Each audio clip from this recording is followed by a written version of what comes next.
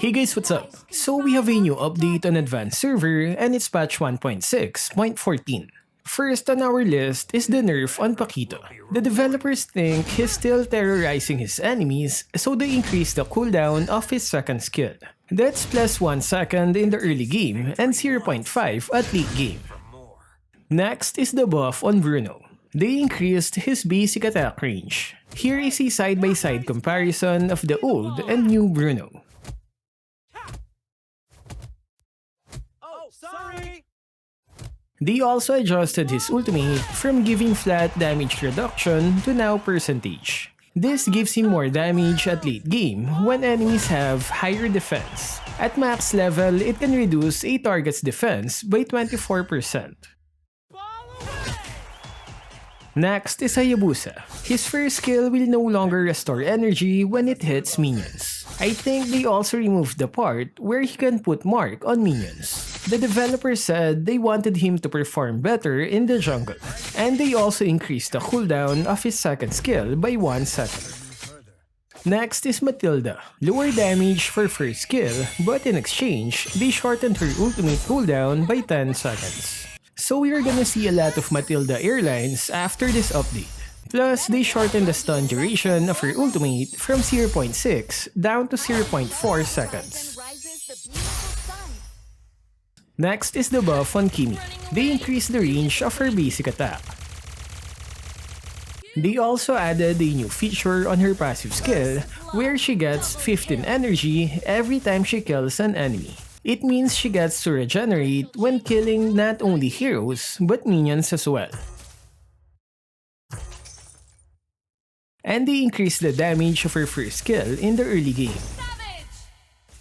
Next is Phoveus. They lowered his ultimate damage by 100 points on all levels, but in exchange, they lowered the cooldown by 5 seconds on all levels. They also made the mana cost lower by 20 points, so lower damage but shorter cooldown for his ultimate. Next is Argus. They are keeping last week's adjustment, but it needs more time before it's applied. They also lowered the cooldown of his ultimate in the early game. Next is Eve. They lowered the movement boost and cooldown reduction she gets from her first skill. The developers think she was overperforming last week, but the adjustments are in the right direction. Next is Popol and Kupa. They adjusted the way Kupa's HP is calculated. His HP is now affected by physical attack stats. This means you need him to have more attack items instead of the usual tank build we see on ranked games. Next is Irithel. They are adjusting the buffs from last week's update. Weaker slow effect on her second skill and less movement speed from her ultimate. Next is Brody. His first skill will now have more damage against minions. Anyway, I guess they really want to remove his jungle potential on the next update.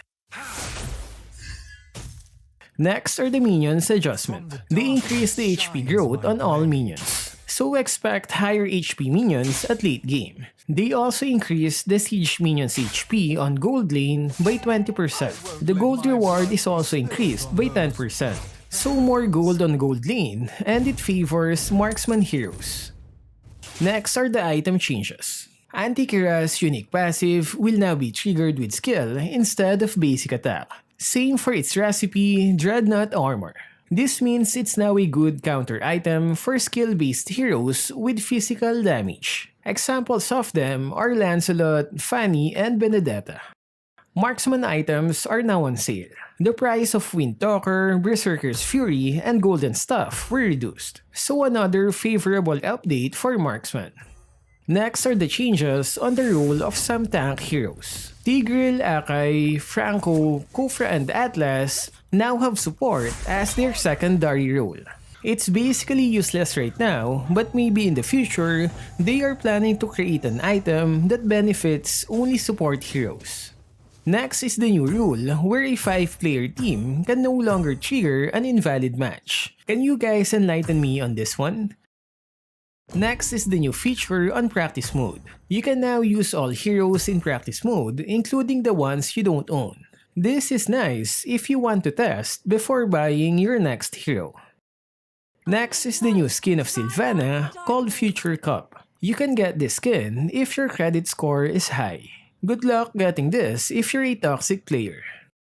Next is the new event about ML's 5th anniversary. I think you can get Mia's new skin as well as a bunch of other freebies. You can even get Aldous for only 10,000 battle points.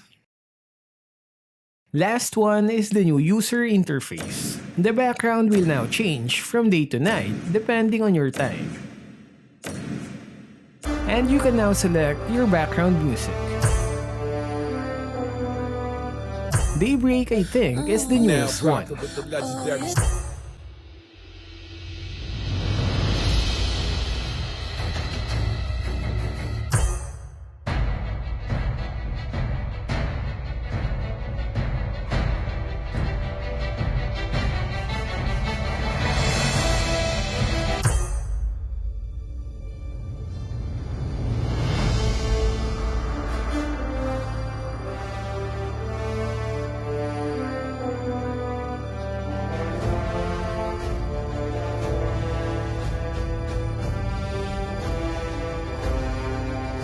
You can even queue the other tracks like this. So what can you say about the update? Which part did you like the most? Let me know what you guys think in the comment section. That's all for this video. Stay safe and thank you for watching.